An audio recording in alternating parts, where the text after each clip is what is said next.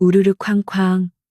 하늘이 두 쪽으로 갈라지는 듯한 굉음과 함께 시커먼 어둠 속에서 거대한 불기둥이 사너리를 내리꽂았다. 억수같이 쏟아지는 빗줄기는 마치 하늘이 구멍이라도 난 듯 지상을 맹렬히 타격하고 있었고, 그 속에서 한 여인이 진흙탕을 구르며 필사적으로 성황당을 향해 기어가고 있었다. 그녀의 이름은 심씨였으나 지금 이 순간 그녀는 인간이라기보다 공포와 광기에 사로잡힌 짐승에 더 가까워 보였다. 헝클어진 머리카락은 빗물에 젖어 얼굴에 흉측하게 달라붙었고, 치맛자락은 찢겨나가 허벅지가 드러난 채 피와 흙이 뒤엉켜 있었다. 그러나 그녀의 품에는 갓 태어난 핏덩이가 세상 모르고 잠들어 있었는데, 여인은 그 아이를 가슴에 품은 채 거친 숨을 몰아쉬며 성황당의 처마 밑으로 몸을 던졌다. 낡아빠진 선앙당의 오색천 조각들이 미친 듯이 춤을 추며 기괴한 소리를 내었고, 번개가 번쩍일 때마다 돌무더기 위에 세워진 목장승의 얼굴이 흉물스럽게 일그러져 보였다. 심씨는 떨리는 손으로 아이를 감싸고 있던 포대기를 풀어헤치더니 차갑게 식어가는 돌재단 위에 아이를 거칠게 내려놓았다. 으앙, 으앙. 차가운 돌바닥의 냉기가 등줄기에 닿자마자 아이는 자지러지게 울음을 터뜨리며 허공을 향해 조망만한 손을 휘저었다. 그 소리는 빗소리에 묻혀 미약했으나 심씨의 귀에는 마치 천둥 소리보다 더 크게 고막을 찢는 듯한 비명으로 들려왔다. 아이는 본능적으로 어미의 온기를 찾아 고개를 돌리며 포대기 밖으로 나온 여인의 옷자락을 고사리 같은 손으로 꽉 움켜쥐었다. 그 처절한 몸짓에 심씨의 눈동자가 심하게 흔들렸으나 그녀는 이내 입술을 깨물어 피를 내며 독한 마음을 먹은 듯 아이의 손을 매정하게 뿌리쳤다. 놓거라. 이 질긴 인연의 끈을 어서 놓으란 말이다.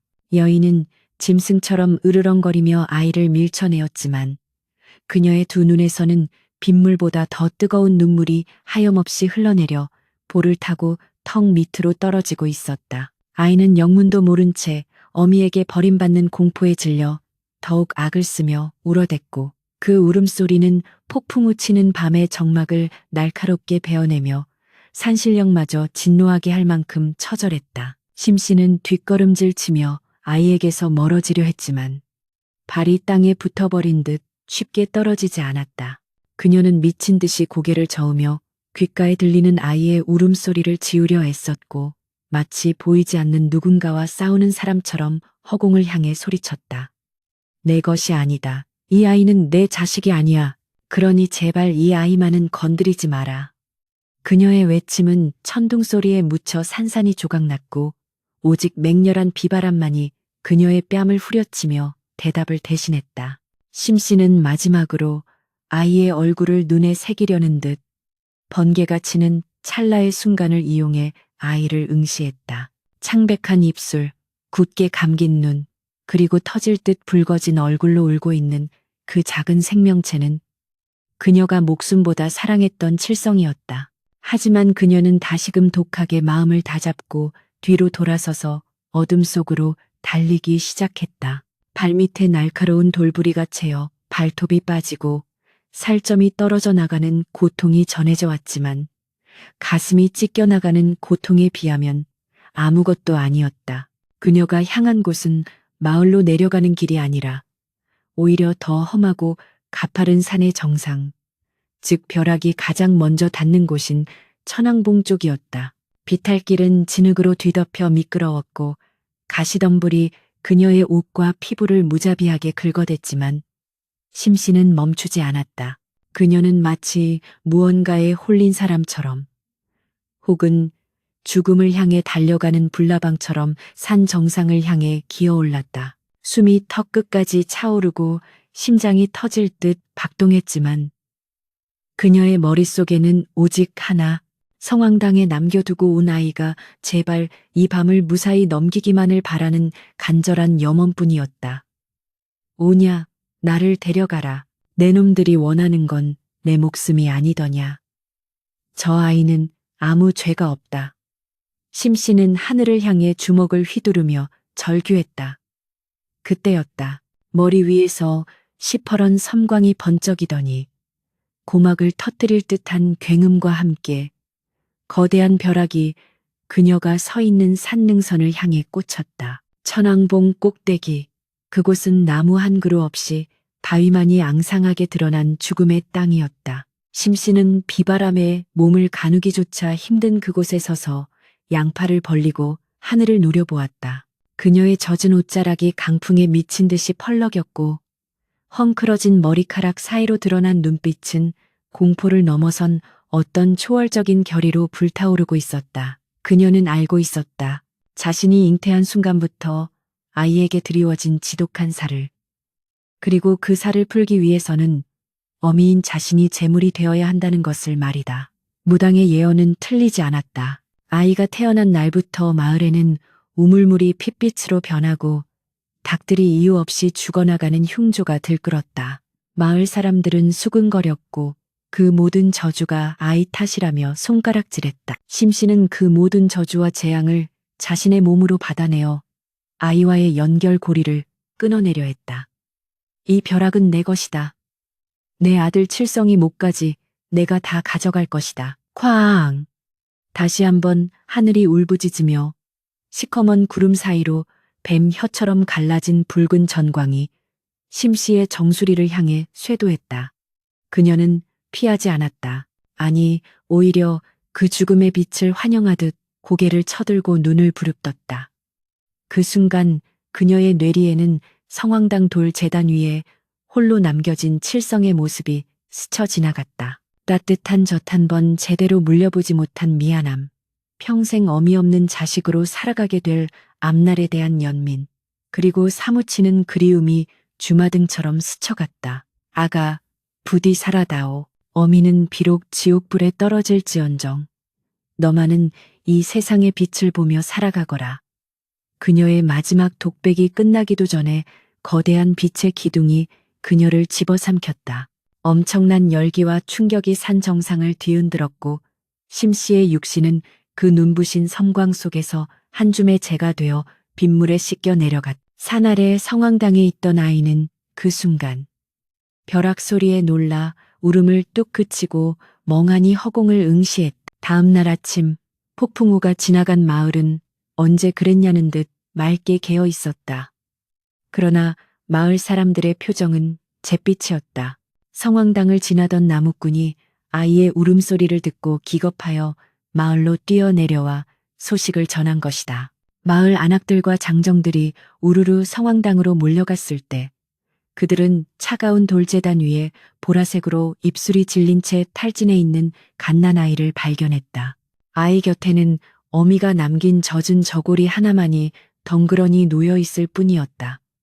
세상에, 어찌 이런 천인공 노할 짓을, 짐승도 제 새끼는 귀한 줄 아는 법인데 갓난 핏덩이를 이 추운 곳에 버리고 도망을 가다니. 촌장의 처가 혀를 차며 아이를 안아들었다. 아이는 인기척을 느끼자마자 가느다란 신음소리를 내며 젖을 찾듯 품을 파고들었다. 사람들은 분노에 차서 심씨를 찾아 나섰다. 그들은 그녀가 짐을 싸들고 야반도주를 했을 것이라 확신했다. 그년 평소에도 눈빛이 예사롭지 않더니 기어이 사단을 내는구먼. 자식 잡아먹을 년이라더니 제 살길 찾아서 내뺀 게야. 마을 입구 주막에 주모가 침을 뱉으며 욕을 퍼부었다. 장정들은 횃불을 들고 산기슭을 뒤졌지만 그 어디에서도 심씨의 흔적은 찾을 수 없었다. 오직 산 정상 천왕봉 쪽에 벼락이 떨어져 검게 그을린 바위 자국만이 흉물스럽게 남아있을 뿐이었다. 하지만 아무도 그 그을린 자국이 심씨가 사라진 자리라고는 상상조차 하지 못했다.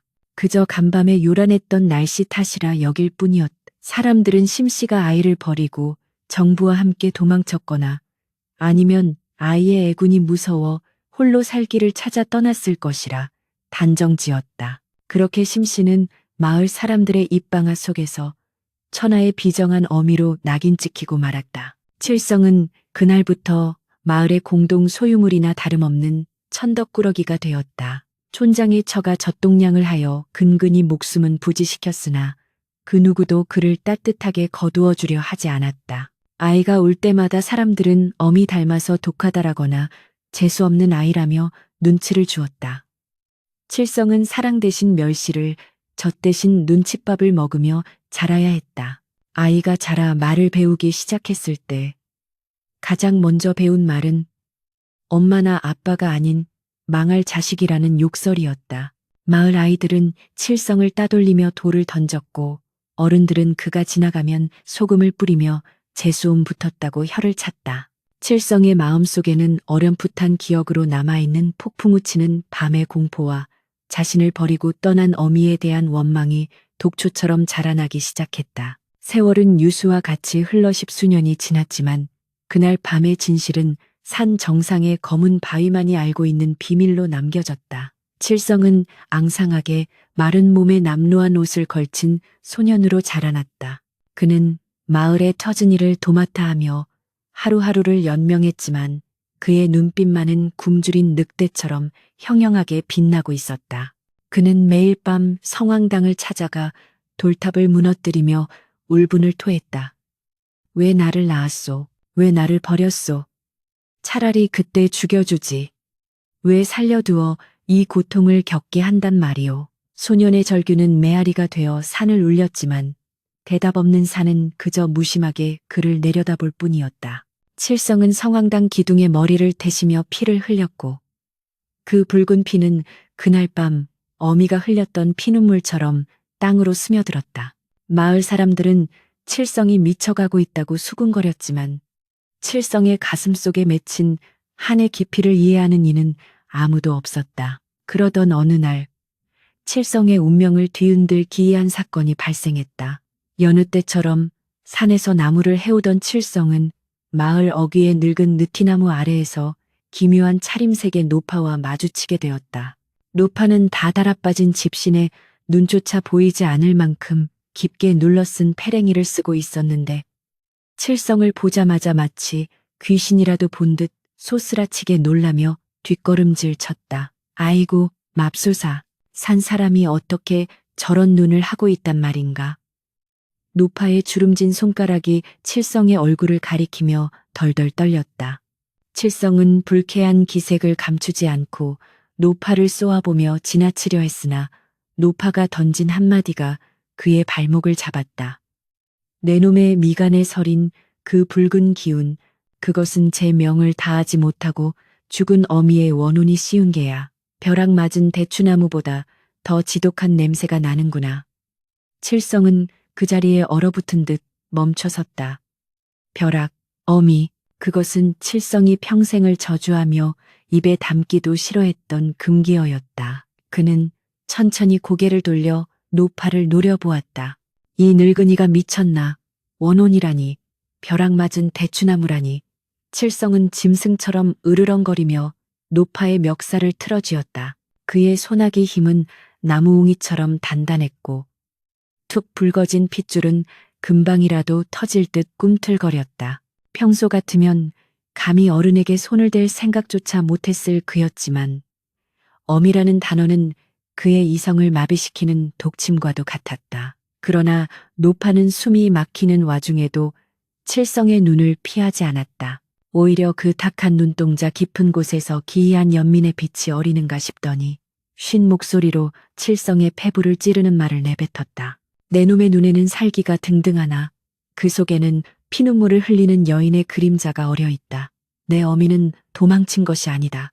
그날 밤 그 산 위에서 찢어지는 가슴을 부여잡고 울고 있었어. 노파의 말은 칠성의 가슴에 떨어진 불씨처럼 화끈거렸다. 칠성은 감전된 듯 황급히 손을 뗐고 노파는 쿨럭거리며 마른 기침을 토해냈다. 헛소리 마라. 그녀는 나를 버렸다. 핏덩이 같은 나를 차가운 돌바닥에 내팽개치고 제 살 길 찾아 도망간 년이란 말이다. 칠성은 악을 쓰며 뒷걸음질 쳤다. 하지만 노파는 지팡이를 짚고 힘겹게 일어서며 칠성을 향해 의미심장한 말을 남겼다. 보이는 것이 다가 아니니라. 귀 막고 눈 감은 채 원망만 키우다가는 평생 제 어미의 한도 풀어주지 못하고 짐승처럼 살다 죽을 게야. 비 오는 날 천왕봉에 가보거라. 돌이 울고 바람이 통곡하는 이유를 알게 될 테니. 노파는 그 말을 남기고 마치 안개처럼 숲속으로 호련히 사라졌다. 칠성은 멍하니 노파가 사라진 숲을 응시했다. 심장이 제멋대로 날뛰었고 평생을 지탱해 온 증오의 벽에 미세한 균열이 가는 소리가 들리는 듯했다. 도망친 것이 아니라면, 울고 있었다면 도대체 그날 밤 무슨 일이 있었던 것인가? 혼란스러운 마음을 안고 마을로 내려온 칠성을 기다리는 것은 여느 때와 다름없는 멸시와 고된 노동이었다. 마을의 대지주이자 고리 대금업자인 최 부자는 칠성을 보자마자 곰방대를 털며 호통을 쳤다. 이놈, 칠성아, 해가 중천에 떴는데 이제야 기어 내려오느냐? 오늘 안으로 적이 쌓인 장작을 다 패지 못하면 저녁밥은 국물도 없을 줄 알아라. 최 부자는 마을 사람들의 피를 빨아먹는 거머리 같은 자로 칠성에게는 특히 더 가혹했다. 그는 칠성이 재수 없는 놈이라며 집안에 들이는 것조차 꺼렸지만 그의 억센 힘과 헐값에 부려먹을 수 있는 노동력만은 탐냈다. 칠성은 아무 대꾸도 하지 않고 도끼를 집어들었다. 묵묵히 장작을 패는 그의 등 위로 뜨거운 햇볕이 내리쬐었고 땀방울이 비오듯 쏟아져 내렸다. 쾅! 쾅! 도끼가 장작을 파고들 때마다 칠성은 마음속으로 소리쳤다. 이것은 장작이 아니다. 나를 버린 어미의 형상이요. 나를 멸시하는 마을 사람들의 대가리다. 칠성의 도끼질에는 서슬퍼런 살기가 서려 있었다. 지나가던 마을 안악들이 그 모습을 보고 수군거렸다. 어우, 저 눈빛 좀 봐. 꼭 사람 잡아먹을 것 같지 않아? 저러다 언젠가 큰 사단 한 번 내지. 내가 점쟁이 말 틀린 것 하나 못 봤다니까. 쉿, 들을라. 벼락 맞은 집구석 자식 건드려봤자 부정만 타지. 그녀들의 속삭임은 칠성의 귀에 또렷하게 박혔으나 그는 익숙한 듯 무시했다. 하지만 오늘따라 노파의 말이 자꾸만 귓가에 맴돌아 도끼자루를 쥔 손에 힘이 들어갔다. 그가 무심코 힘을 주어 내려친 순간 굵은 통나무가 단번에 쩍 갈라지며 파편이 사방으로 튀었다. 해질 무렵이 되어서야 일은 끝났다. 칠성은 허기진 배를 움켜쥐고 최 부자의 집 뒷문으로 가서 밥을 청했다. 하인은 먹다 남은 쉰밥 덩어리와 김치 쪼가리가 담긴 개다리 소반을 던지듯 내밀었다. 옛다, 먹어라. 우리 집 개도 안 먹는 걸 내 놈은 잘도 처먹는구나. 하인의 비아냥거림에도 칠성은 말없이 밥을 입에 구겨 넣었다. 자존심 따위는 배고픔 앞에서 사치였다. 쉰 내가 나는 밥알이 목구멍을 넘어갈 때마다 울컥 치밀어 오르는 설움을 삼키며 그는 짐승처럼 꾸역꾸역 배를 채웠다. 살아야 했다. 이유도 모른 채 태어나 버림받고 멸시받았지만 기왕 태어난 목숨 악착같이 살아서 이 지옥 같은 세상에 복수라도 하고 싶었다. 아니, 어쩌면 마음 한구석에는 언젠가 어미가 돌아와 자기를 찾지 않을까 하는 어리석은 미련이 남아 있었는지도 모른다. 그날 밤 칠성은 마을 어귀에 다 쓰러져가는 초가집으로 돌아왔다. 지붕에는 구멍이 숭숭 뚫려 밤하늘의 별이 보일 지경이었고 방바닥은 냉골이었다. 칠성은 멍석 위에 누워 천장을 바라보았다. 낮에 만난 노파의 말이 다시금 떠올랐다. 천왕봉에 가보거라. 천왕봉은 마을 사람들이 금기시하는 곳이었다. 20년 전 그날 밤 벼락이 떨어진 이후로 그곳에 올라간 사람은 아무도 없었다. 사람들은 그곳에 잡귀가 들끓는다고 믿었다. 하지만 칠성에게는 그곳이 자신의 출생과 어미의 죽음이 얽힌 저주의 근원이었다. 그는 주먹을 꽉 쥐었다. 두려움보다는 호기심이, 호기심보다는 진실에 대한 갈망이 더 컸다. 며칠 후 칠성에게 또 다른 시련이 닥쳤다. 마을의 장날 칠성은 짐꾼으로 일하며 푼돈을 벌고 있었다. 그때 최 부자의 아들이자 마을의 망나니로 소문난 덕구가 패거리를 이끌고 나타났다. 덕구는 칠성이 짊어지고 있던 소금 가마니를 발로 툭 차며 시비를 걸었다. 어이, 재수온 붙은 놈, 내 앞길 막지 말고 비키라니까. 덕구의 발길질에 중심을 잃은 칠성이 비틀거리는 사이 소금 가마니가 터지며 하얀 소금이 바닥에 쏟아졌다.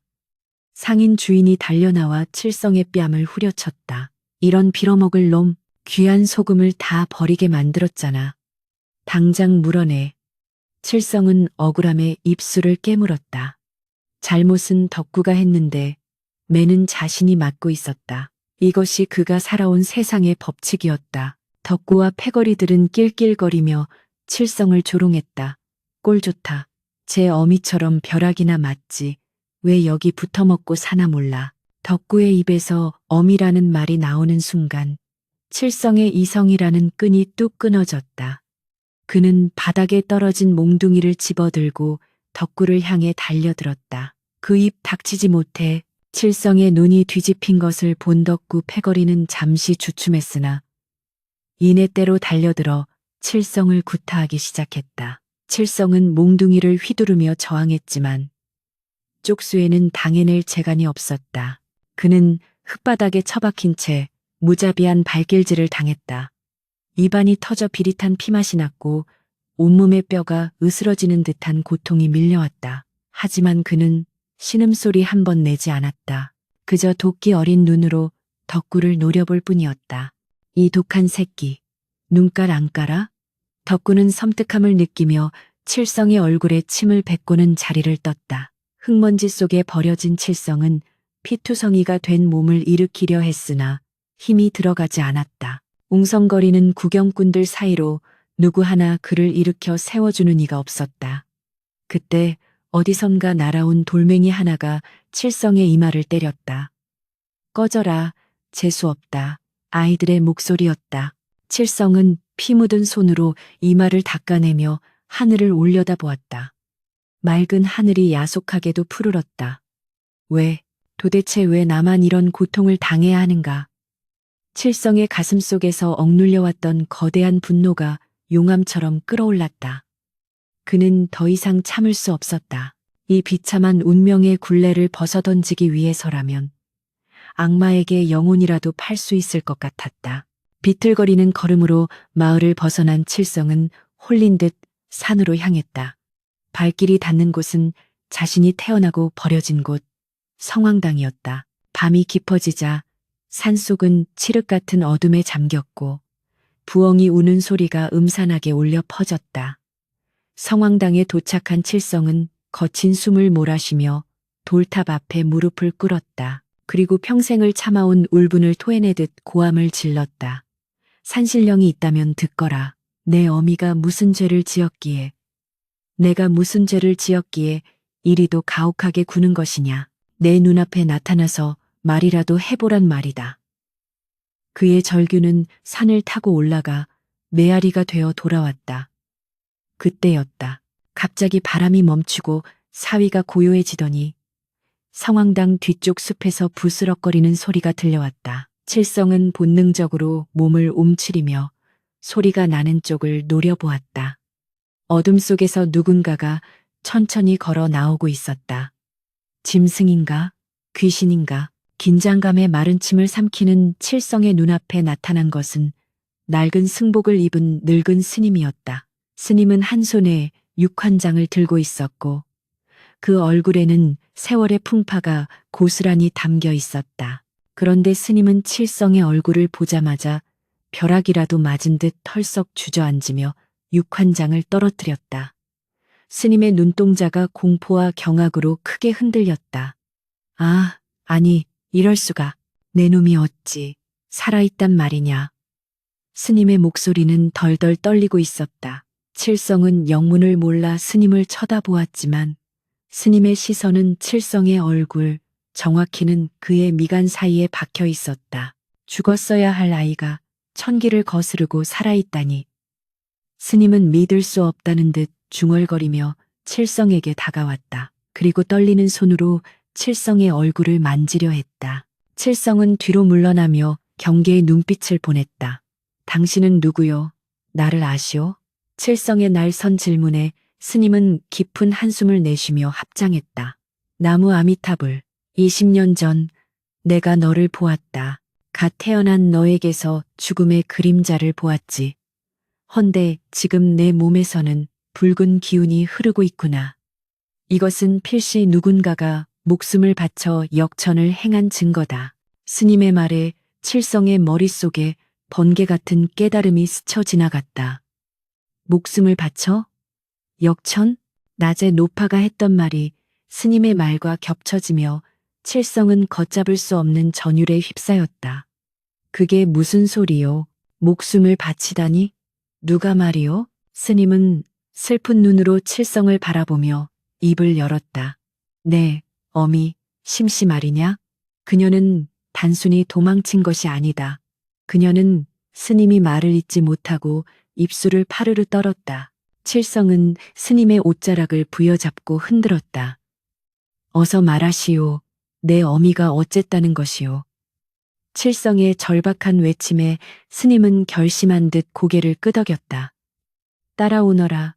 내 너에게 보여줄 것이 있다. 네가 살아있는 이유, 그리고 네 어미가 사라진 그날 밤의 진실을.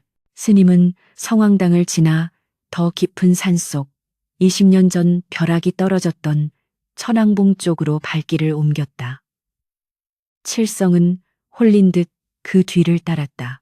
밤하늘에는 20년 전 그날처럼 검은 먹구름이 몰려오고 있었고 멀리서 으르렁거리는 천둥 소리가 칠성의 심장 박동과 맞물려 뛰기 시작했다. 이제야말로 덮어두었던 진실의 뚜껑이 열리려 하고 있었다. 산길은 험난하기 그지없었다. 칠흑 같은 어둠이 내려앉은 숲은 한 치 앞도 분간할 수 없었고 사방에서 뻗어나온 덩굴과 가시덤불이 마치 산 사람의 발목을 잡으려는 원귀의 손길처럼 칠성의 옷자락을 잡아챘다. 스님은 나이에 걸맞지 않은 기이한 속도로 앞서 나갔는데 그의 발걸음은 소리조차 나지 않아 마치 허공을 걷는 듯했다. 칠성은 숨이 턱끝까지 차올랐지만 이를 악물고 스님의 뒤를 쫓았다. 20년을 품어온 의문, 그 지독한 갈증이 그의 다리에 힘을 불어넣고 있었다. 거친 숨소리와 바스락거리는 낙엽 소리만이 정적을 깨우는 가운데 스님은 산 중턱에 기이하게 굽은 소나무 아래에서 멈춰 섰다. 그곳은 마을이 한눈에 내려다 보이는 곳이었으나 짙게 깔린 안개 때문에 마을의 불빛은 희미한 도깨비 불처럼 아른거릴 뿐이었다. 스님은 뒤따라온 칠성을 향해 천천히 몸을 돌렸는데 달빛에 비친 그의 얼굴은 깊은 회한과 슬픔으로 일그러져 있었다. 여기서부터는 부정한 기운이 강해진다. 마음을 단단히 먹어야 할 게야. 내 놈이 감당할 수 있겠느냐?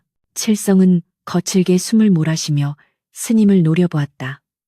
땀으로 범벅이 된 그의 얼굴에는 두려움보다 더 큰 도끼가 서려 있었다. 뜸 들이지 마시오. 내 어미가 죽던 날 밤.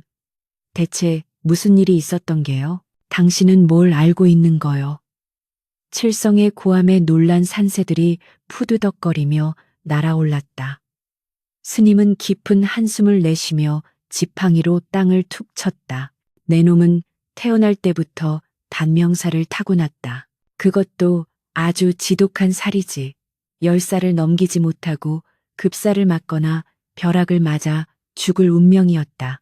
네 어미 심씨가 나를 찾아왔을 때 나는 이미 아이를 포기하라고 일렀다. 천명을 거스르는 일은 산 사람의 목숨으로도 값을 치를 수 없는 법이니까. 스님의 고백은 칠성의 가슴에 비수처럼 꽂혔다. 단명살, 자신이 겪어온 온갖 재앙과 불행이 단순한 우연이 아니었음을, 태어날 때부터 정해진 저주였음을 확인하는 순간이었다. 그래서 내 어미가 나를 버린 것이오. 살이 낀 자식이 무서워서. 칠성의 목소리가 가늘게 떨렸다. 스님은 고개를 가로저으며 슬픈 눈으로 칠성을 바라보았다. 아니다. 정반대다. 네 어미는 너를 살리기 위해 하늘을 속이려 했다. 무당들이나 쓴다는 금기된 비술, 대물림 굿을 행하려 했지. 하지만 무당조차도 고개를 저을 만큼 위험한 짓이었다. 재물은 다름 아닌 어미 자신의 목숨이었으니까. 스님은 잠시 말을 멈추고 먼 산 정상을 응시했다. 그날 밤 내 어미는 붉은 부적을 썼다. 종이에 쓴 부적이 아니라 자신의 손가락을 깨물어낸 피로 온몸에 주문을 적어 내려간 게야. 내게 닥칠 애군과 벼락을 자신의 몸으로 유인하기 위해 스스로 피의 깃발이 된 것이다. 칠성은 다리에 힘이 풀려 그 자리에 주저앉고 말았다. 머릿속이 하얗게 변하며 아무런 생각도 할 수 없었다. 피로 쓴 부적, 스스로 제물이 된 어미, 그동안 자신이 어미를 향해 퍼부었던 저주와 원망의 말들이 날카로운 화살이 되어 자신의 심장으로 되돌아오는 것만 같았다. 거짓말 마시오. 그럴 리 없어. 사람들은 다 그년이 도망갔다고. 칠성은 부정하려 애썼지만 목구멍에서 울컥 치밀어 오르는 뜨거운 덩어리를 막을 수 없었다. 스님은 칠성에게 다가와 그의 어깨에 손을 올렸다. 사람들의 눈은 멀었고 귀는 막혀 있는 법이다. 네 어미는 너를 성황당에 둔 것이 버린 게 아니라 자신에게 떨어질 벼락의 불길이 내게 닿지 않게 하려고 떼어놓은 것이다. 그리고 홀로 천왕봉으로 올라갔지. 가장 하늘과 가까운 곳, 벼락이 가장 먼저 닿는 곳으로 말이다. 스님의 목소리는 물기를 머금고 있었다. 칠성은 20년 전 그날 밤 벼락 소리에 놀라 울음을 그쳤던 자신의 기억을 떠올렸다. 그 거대한 굉음이 단순한 천둥 소리가 아니라 어미의 육신이 찢겨나가는 비명이었다는 사실을 깨닫자. 칠성은 짐승 같은 울음을 토해내며 땅을 주먹으로 내리쳤다. 흙먼지가 일고 주먹에서 피가 배어나왔지만 가슴이 찢어지는 고통에 비하면 아무것도 아니었다. 스님은 칠성이 울음을 멈출 때까지 묵묵히 기다렸다. 밤바람이 더욱 거세지며 나뭇가지들이 기괴한 춤을 추었다. 한참 뒤 칠성은 붉게 충혈된 눈으로 스님을 올려다보았다. 그곳에 가야겠소. 어미가 있는 곳으로 데려가 주시오. 그의 목소리는 쉬어 있었지만 더 이상 흔들리지 않았다. 스님은 고개를 끄덕이며 다시 앞장섰다. 그들은 이제 길이 없는 바위산의 가파른 능선을 기어 올랐다. 숨이 턱 밑까지 차오르고 발바닥이 찢어질 듯 아팠지만 칠성은 멈추지 않았다. 어미가 홀로 걸어갔을 이 죽음의 길을 이제라도 아들이 되어 밟아야 한다는 일종의 속죄의식과도 같았다. 마침내 숲이 끝나고 시야가 확 트이는 곳, 천왕봉 정상에 다다랐다. 그곳은 풀 한 폭이 자라지 않는 황량한 바위지대였다. 거센 바람만이 윙윙거리며 귀곡성처럼 울부짖고 있었다. 스님은 정상 한가운데 우뚝 솟은 거대한 바위 앞으로 칠성을 이끌었다. 보거라. 이것이 네 어미가 남긴 마지막 흔적이다.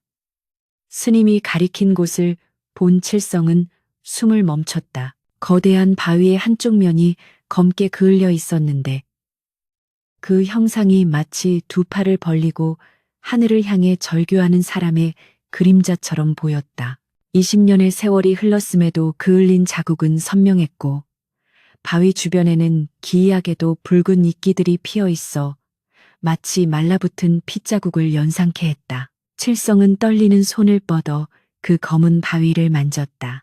차가운 돌덩어리일 뿐이었으나 칠성의 손끝이 닿는 순간 찌릿한 전류가 온몸을 관통하는 듯한 전율이 일었다. 그것은 환영이었을까? 아니면 혈육의 본능이었을까? 칠성의 귓가에 찢어지는 듯한 천둥 소리와 함께 아가, 살아라, 부디 살아다오 라고 외치는 어미의 절박한 목소리가 환청처럼 들려왔다. 어머니, 칠성은 바위를 끌어안고 무너져 내렸다.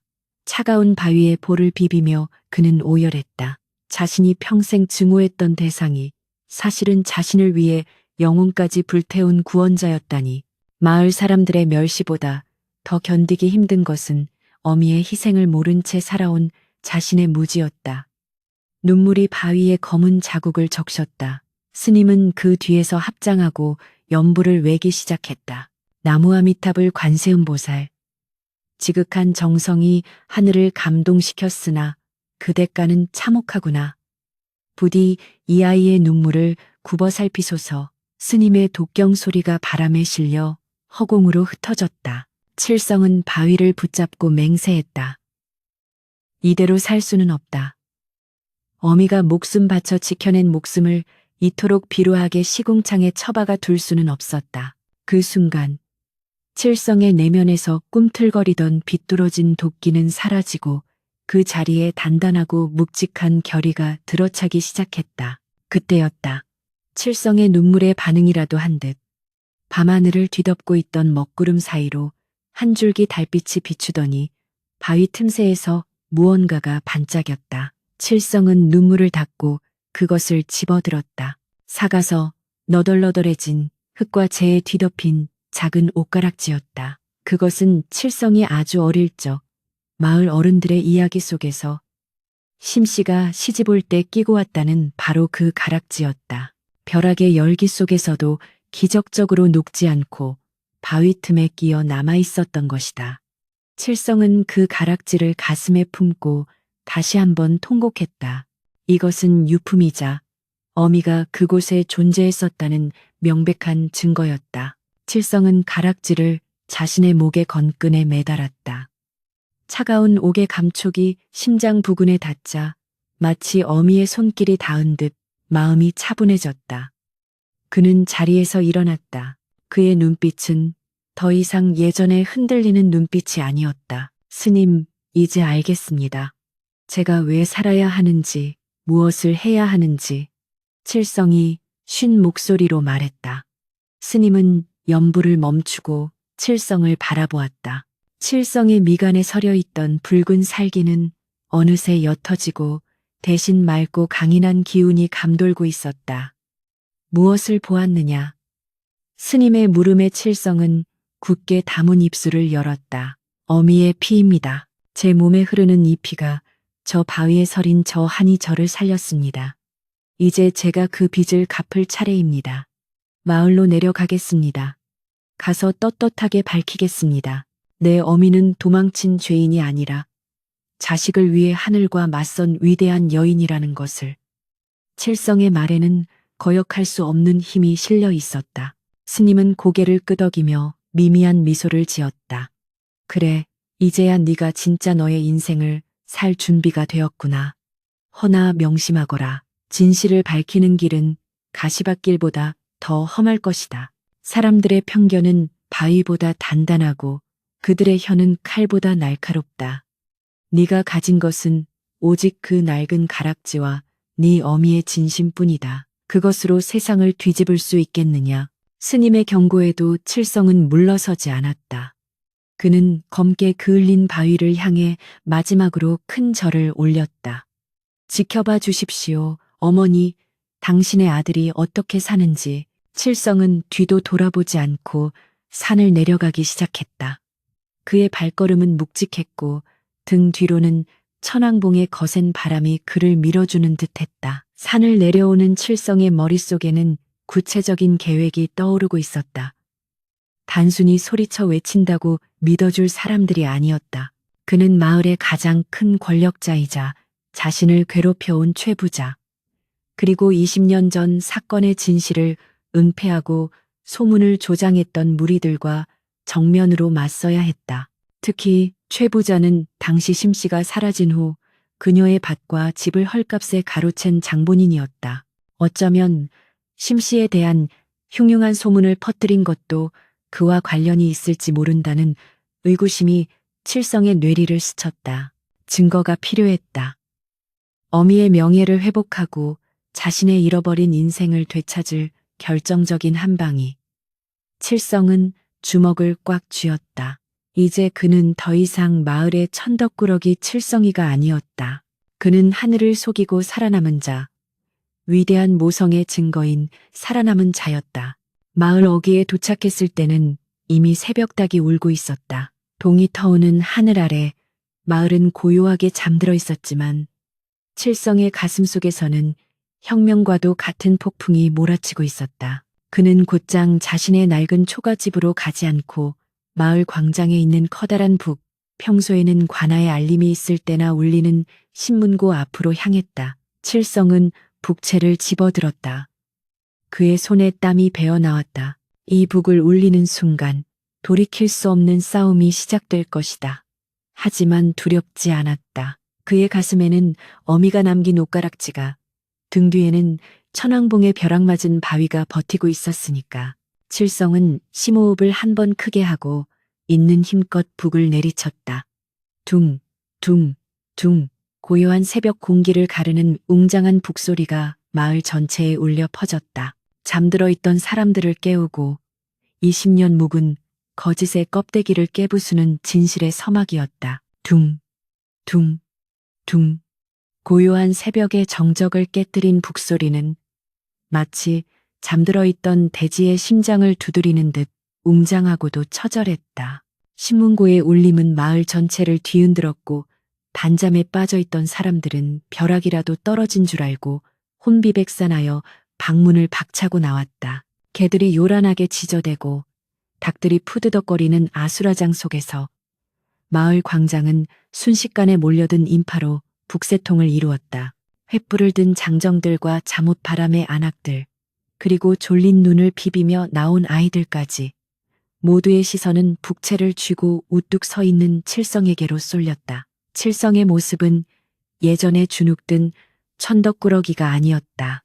헝클어진 머리카락 사이로 드러난 두 눈은 샛별처럼 형형하게 빛났고 다부지게 담은 입술에서는 범접할 수 없는 결기가 뿜어져 나오고 있었다. 이게 무슨 난리냐. 감히 어느 안전이라고 이 새벽에 북을 울려.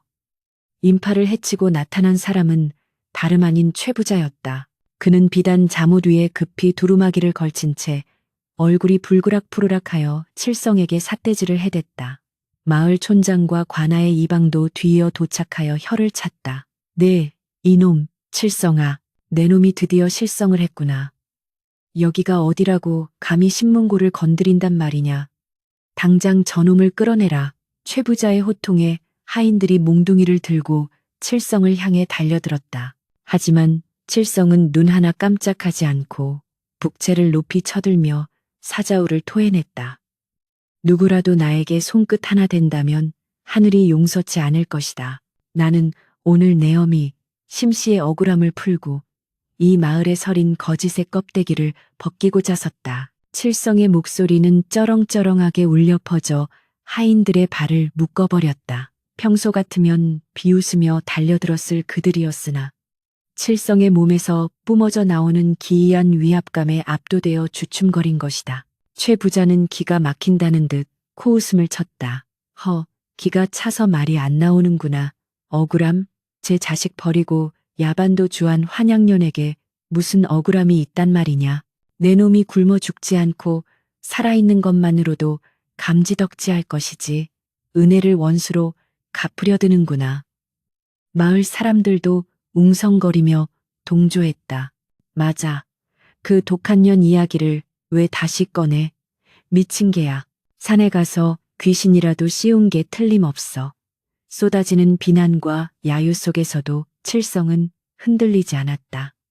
그는 품속에서 낡은 옷가락지를 꺼내어 높이 치켜들었다. 이것을 보시오. 이것이 내 어미가 도망치지 않았다는 증거요. 횃불의 불빛을 받아 영롱하게 반짝이는 옷가락지를 본 마을 사람들의 눈이 휘둥그레졌다. 특히 최 부자의 눈동자가 순간적으로 크게 흔들렸다. 그것은 마을에서 가장 부유했던 심씨 집안의 갑오이자 그녀가 사라지던 날 분명히 끼고 있었던 물건이었다. 이 가락지는 어젯밤 천왕봉 꼭대기 벼락 맞은 바위 틈에서 찾은 것이오. 어미는 도망친 것이 아니라 나에게 떨어질 살을 대신 맞고 그곳에서 산화했소. 당신들이 손가락질하고 욕하던 그 여인은 자식을 살리기 위해 스스로 벼락을 맞은 보살이었단 말이오. 칠성의 절규의 좌중은 찬물을 끼얹은 듯 조용해졌다. 천왕봉, 벼락 그리고 가락지.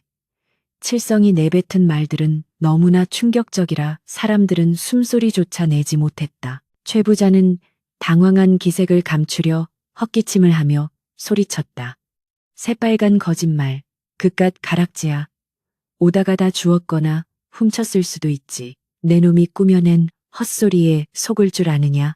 벼락을 맞고 죽었다면 시체라도 있어야 할 것 아니냐. 그때였다.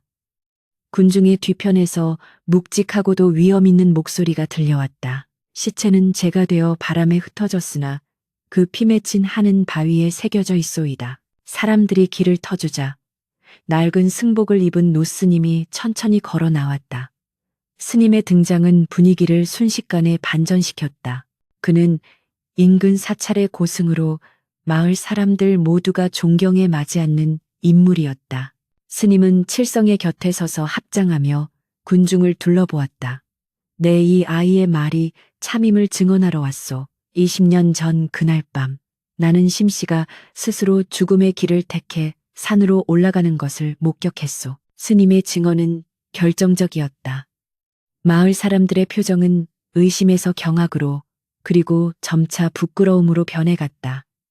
하지만 최 부자만은 달랐다. 그는 식은땀을 흘리면서도 끝까지 발악했다. 스님, 노망이 드신 게 아니오? 어찌 20년 전 일을 이제 와서 그리고 설사 그렇다 한들 그게 우리랑 무슨 상관이오? 제 자식 살리겠다고 죽은 건 그 여자의 선택이지 우리가 죽인 건 아니지 않소. 최 부자의 뻔뻔한 태도의 칠성은 이를 갈았다. 상관이 없다고? 천만에. 최 부자, 당신은 알고 있었지. 내 어미가 사라진 다음 날 가장 먼저 우리 집 문서를 들고 관하로 달려간 게 바로 당신이니까. 칠성의 날카로운 지적에 최 부자의 얼굴이 흑빛으로 변했다. 그건 빚 대신 받은 것이야. 최 부자가 말더듬거리며 변명했지만 칠성은 멈추지 않았다. 빚? 우리 집은 빚이 없었어. 당신은 어미가 사라져 돌아오지 못할 것을 알고 어린 나를 내쫓고 밭과 집을 가로챈 도둑놈이야. 어미가 도망갔다는 소문을 퍼뜨려 사람들의 눈과 귀를 가린 것도 바로 당신 짓이지. 칠성의 폭로에 마을 사람들은 술렁이기 시작했다. 설마 진짜 최 부자가? 그러고 보니 심신의 땅이 다 최 부자네로 넘어갔잖아. 의심의 화살이 최 부자에게로 향하자 그는 궁지에 몰린 쥐처럼 발광했다. 저놈이 미쳐서 헛소리를 짓거리는구나.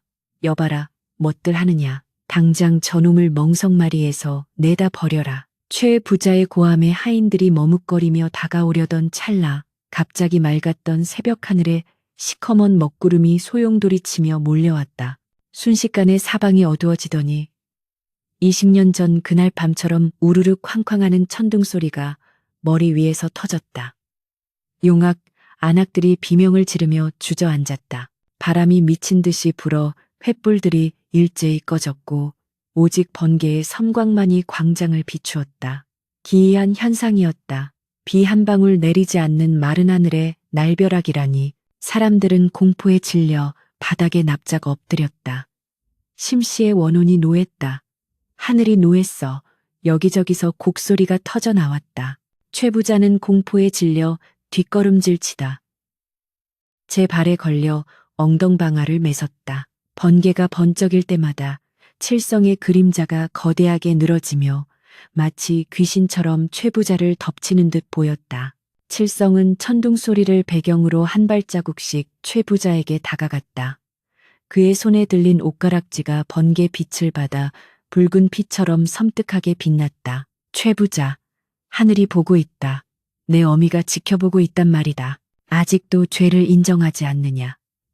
칠성의 목소리는 천둥 소리와 섞여 마치 심판관의 선고처럼 들렸다. 극도의 공포에 사로잡힌 최 부자는 덜덜 떨며 손을 비벼댔다. 살려주게. 내가 잘못했네. 그 땅 욕심에 눈이 멀어서 심씨가 죽은 걸 알면서도 모른 척했어. 내가 다 돌려줄 테니 제발 저 천둥 좀 멈추게 해주게. 최 부자의 자백이 터져 나오자 거짓말처럼 바람이 잦아들고 천둥 소리가 멀어졌다. 광장에는 무거운 침묵만이 감돌았다. 마을 사람들은 충격에 빠져 입을 다물지 못했다. 자신들이 20년 동안 믿어왔던 비정한 어미의 이야기가 실은 탐욕스러운 인간이 만들어낸 추악한 거짓말이었으며 자신들은 그 거짓에 동조하여 죄 없는 아이를 학대해온 공범이었다는 사실을 깨달은 것이다. 촌장은 부끄러움에 고개를 들지 못했고 칠성에게 돌을 던졌던 마을 청년들은 슬금슬금 뒷걸음질 쳤다. 스님이 앞으로 나와 최 부자를 꾸짖었다. 탐욕이 눈을 가려 사람을 짐승으로 만들었구나. 내 죄는 관아에서 엄중히 물을 것이다. 이방은 즉시 포졸들에게 명하여 사시나무 떨듯 떨고 있는 최 부자를 포박했다. 최가 너를 사문서 위조 및 횡령 그리고 무고죄로 추포한다. 포승줄에 묶인 최 부자는 고개를 떨군 채 끌려갔다. 칠성은 그 뒷모습을 보며 긴 숨을 내쉬었다. 평생을 짓눌러온 거대한 바위가 가슴에서 내려가는 듯했다. 그러나 승리감보다는 깊은 슬픔과 허탈함이 밀려왔다. 진실이 밝혀졌다고 해서 잃어버린 20년의 세월과 어미의 목숨이 돌아오는 것은 아니었기에 날이 완전히 밝아오자 아침 햇살이 광장을 비추었다. 칠성은 촌장과 마을 사람들 앞에 섰다. 그들은 죄인처럼 고개를 숙이고 있었다. 자네에게 면목이 없네. 우리 모두가 씻을 수 없는 죄를 지었어. 촌장이 떨리는 목소리로 사죄했다. 칠성은 잠시 그들을 바라보다가 손에 쥔 옷가락지를 가만히 들여다보았다. 가락지 속에서 어미의 온기가 전해지는 듯했다. 사죄는 저에게 하지 마십시오. 천왕봉에 계신 제 어머니께 하십시오. 그리고 앞으로 다시는 겉모습만 보고 함부로 남을 판단하고 짓밟는 일이 없도록 하십시오. 그것이 제 어미가 목숨으로 가르쳐준 교훈입니다. 칠성의 말은 마을 사람들의 가슴에 깊은 울림을 주었다. 칠성은 북채를 내려놓고 뒤돌아섰다. 그의 발걸음은 산을 향하고 있었다. 이제 억울함을 풀었으니 어미에게 이 소식을 전하고 못다한 효도를 해야 했다. 마을 사람들은 칠성의 등 뒤에 대고 허리 숙여 절을 했다. 그것은 단순히 용서를 비는 행위가 아니라 고난을 이겨내고 진실을 밝힌 한 인간에 대한 경의의 표시였다. 칠성이 성황당 고갯길을 넘어갈 때 어디선가 불어온 훈훈한 바람이 그의 땀 젖은 이마를 부드럽게 어루만져 주었다. 마치 장하다, 내 아들 하고 속삭이는 어미의 입김처럼 폭풍우가 휩쓸고 지나간 마을에도 어김없이 봄은 찾아왔다. 칠성이 최 부자의 죄상을 밝히고 어미의 누명을 벗긴 지 어느덧 반년이라는 세월이 흘렀다. 그의 봄은 유난히 따뜻했고 마을 어귀의 살구꽃은 흐드러지게 피어 흩날렸다. 20년 동안 저주받은 땅이라 불리며 사람들의 발길이 끊겼던 천왕봉으로 향하는 산길은 이제 마을 사람들의 참회와 정성이 담긴 발걸음으로 반들반들하게 다져져 있었다. 칠성은 매일 아침 해가 뜨기도 전에 산을 올랐다. 그의 지게에는 묵직한 돌덩이들이 실려 있었는데 그것은 어미가 산화한 자리에 작은 돌탑을 쌓기 위함이었다. 처음에는 칠성 혼자 시작한 일이었으나 어느새 하나둘 마을 사람들이 동참하기 시작했다. 그들은 각자 집에서 가장 정갈한 돌을 골라 품에 안고 산을 올랐다. 칠성아, 이 돌도 좀 올려주게. 내 20년 전 자네 어미에게 못되게 굴었던 죄.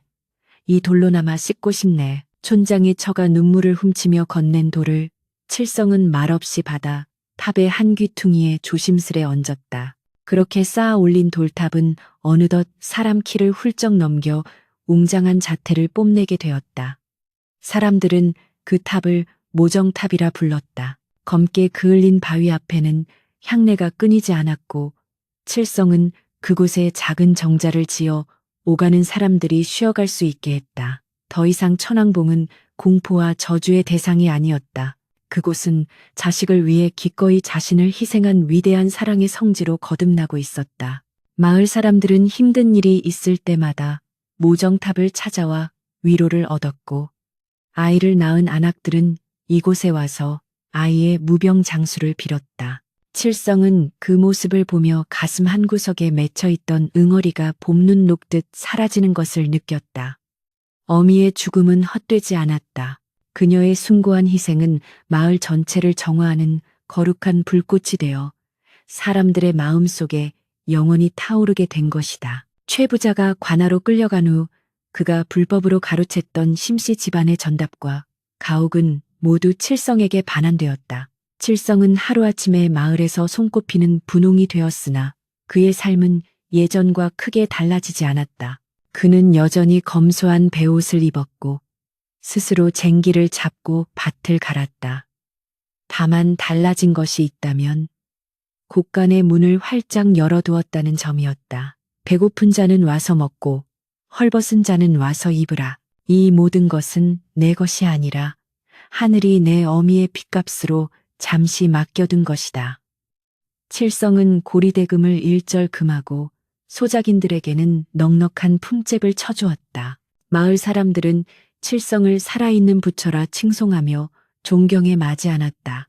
과거 그에게 재수없는 놈이라며 돌을 던졌던 아이들은 이제 칠성을 보면 허리 굽혀 인사하기 바빴고 칠성은 그런 아이들의 머리를 쓰다듬으며 곶감 하나라도 더 쥐어주곤 했다. 세월은 유수와 같이 흘러 칠성도 어느덧 장가를 들었다. 칠성의 배필은 이웃 마을의 마음씨 고운 처녀였는데 그녀는 칠성이 가진 재물이 아니라 그가 지닌 효심과 덕망에 반해 시집을 왔다. 혼례가 치러지던 날 마을 잔치는 사흘 밤낮으로 이어졌고 온 동네가 떠들썩했다. 칠성은 혼례복을 입고 모정탑 앞에 서서 술 한 잔을 올렸다. 어머니, 못난 아들놈이 이제야 가정을 꾸립니다. 부디 하늘에서 지켜봐 주시고 저희 부부가 어머니의 뜻을 이어 덕을 베풀며 살 수 있도록 보살펴 주십시오. 맑은 하늘에서 한 쌍의 학이 날아와 탑 주위를 빙글빙글 돌다 날아갔다. 사람들은 심씨가 아들의 혼례를 축하하러 온 것이라며 탄성을 질렀다. 칠성의 눈시울이 붉어졌지만 입가에는 행복한 미소가 번졌다.